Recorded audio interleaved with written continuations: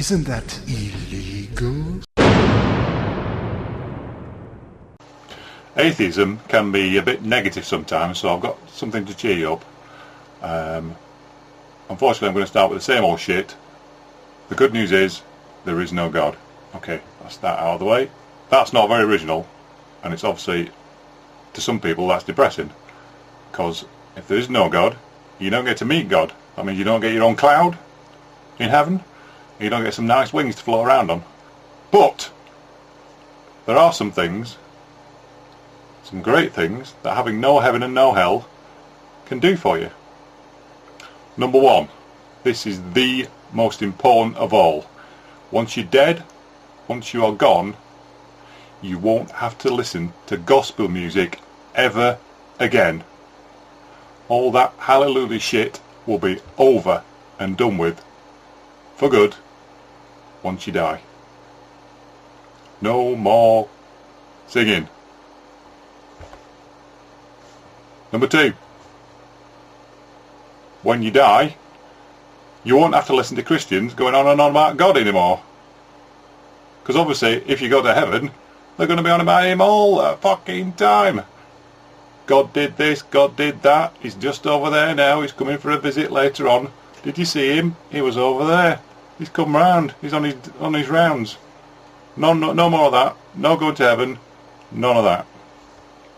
As soon as your heart stops, all that Christian crap stops too.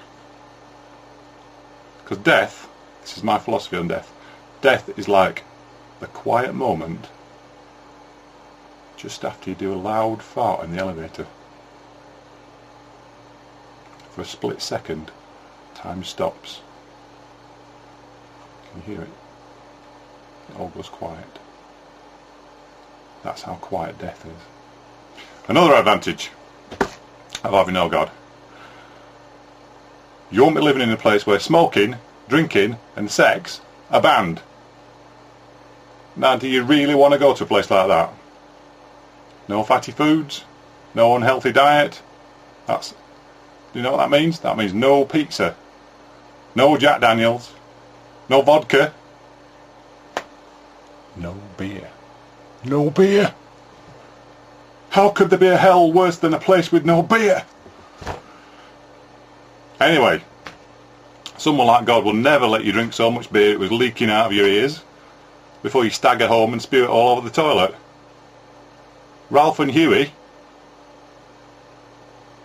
I'll explain that to those who don't know about that. Ralph and Huey are never mentioned in the Bible. But the good news is, you can do all that on earth as much as you like, and the only punishment that you'll get is liver failure. That and marriage breakdown, and the occasional weird stain on your t-shirt that won't come out. But that's your choice. You can decide whether that happens to you. And there will be no consequences, or nothing as bad as sticking a meat hook up your backside and lowering you over hot coals for 1,000,000 years just because you want a few drinks with your mates down the pub. No consequences. That's the advantage of no heaven and no hell. But those are the big things, quite big things. There's obviously lots of little things, tiny things that Christians still call sins, and those little things, they won't matter either. So just because you didn't apologise to Jesus when some idiot trod on your foot and you called him a clumsy bastard, you don't have to be afraid that you're going to burn in hell for that. Just for that crazy little thing like that. Another example, if your wife invites her friends around just when you want to watch a late night football, what a pain in the arse that is. But you won't be tortured for 1,000,000,000 years just because you call her a thoughtless bitch when she's not there, out of earshot. It won't matter. You won't need to be forgiven. If there's no God, no heaven, no hell, there's no consequences. You won't need to be forgiven for calling her a bitch when she's not listening. If you call her a thoughtless bitch when she is listening, then you might need to be forgiven. But you won't need God's forgiveness. It'll be a lot worse than that. But you can still get revenge on her. You get a bit of salt, light sprinkling of salt, maybe some ground up laxatives, and shove in all that food she's brought round for her friends to eat while they watch Titanic for the 50th fucking time. You might be naughty, but you'll get away with it, because there's no setting to turn up the gas burners an extra degree as a consequence. Here's one for the men. I am one. If you walk down the street and stare at some woman's tits, it's okay. It's not a problem. If nobody sees you, nobody minds. You can have all the lustful thoughts that you want. It's not a sin. It's human nature. No praying to God to forgive you for worshipping the breasts. Because don't forget, it says in the Bible, do not worship false gods. It doesn't say anything about worshipping false breasts. So you can do it. And you can do it anyway, even if you couldn't do it, because there is no God, because it's all shit. It's not in the Bible anyway. I've checked. Women. One for the women, just to be fair and equal. Women. If you let your fingers do the walking when you're looking at a picture of Tom Cruise, sort of, or even Penelope Cruz, don't worry, just give them a good wash afterwards, and there's no need to pray, because you won't be going to hell either. And you don't even need to worry about it, because most women do it. Well, all the ones in my video collection do it anyway, so it's not a sin, apparently. And even if it is a sin, like I say, who's going to punish you for it? No one. Here are some really important points. What you do say here. If you thought that global warming was God's punishment or the second coming of Jesus, you don't need to worry either. Just be happy. It's just the melting of the polar ice caps, and it's a man-made thing, and by the time all the Christians have worked that out, it'll be too late to stop it anyway. We're all going to drown. So don't worry about it. 2 words of advice on that. Buy an umbrella and move away from the coast, because it's going to get a bit wet in the next few years. Here's the sea level.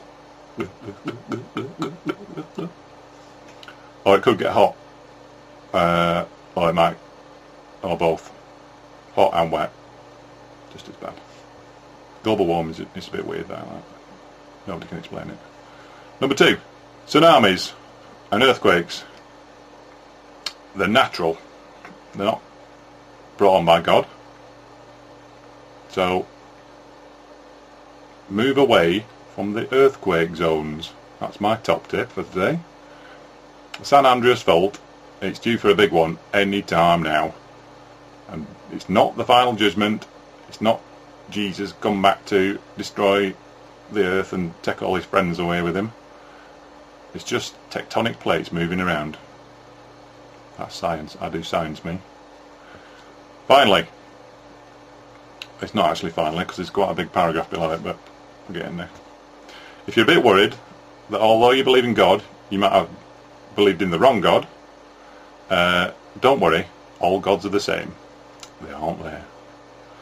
And in times of crisis, they can't help you. So, when people say, don't panic, God's there for you, don't listen to them. Panic! So if the gods are not there, or God isn't there, what can you do instead of pray? Well, instead of just sitting there with your hands up together, no, that's not right. Instead of just sitting there with your hands together, or up in the air, lean forward, like this, stand up, walk out the door, get out there, and do something about it.